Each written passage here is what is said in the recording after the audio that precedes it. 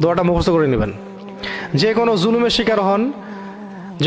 শিকার হন বা আপনি নিরপরাধ, আপনার উপরে মানে টর্চার করা হচ্ছে বা অত্যাচার করা হচ্ছে বা জুলুম করা হচ্ছে, আপনি আসলেই ইনোসেন্ট, আপনি আসলেই মাজলুম, আসলেই আপনি মাজুর, এবং আপনি আসলেই নিরপরাধ, আপনার কোনো দোষ নাই, কিন্তু আপনি জুলুমের শিকার হচ্ছেন।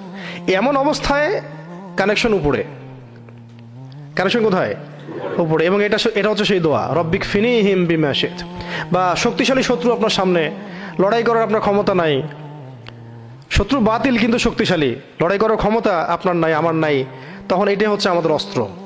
সেই বালক বলল, রব্বিক ফিনিহিম বিমা শিত, হে আমার রব, হে আমার আল্লাহ, আপনি মানে যা চান, যেভাবে চান, সেভাবেই এই শত্রুদের বিরুদ্ধে আমার জন্য যথেষ্ট হয়ে যান। অর্থটা হচ্ছে এরকম, রব্বিক ফিনিহিম বিমা শিত, হে আমার রব, আপনি তাদের বিরুদ্ধে আমার পক্ষে যেভাবে চান যথেষ্ট হয়ে যান।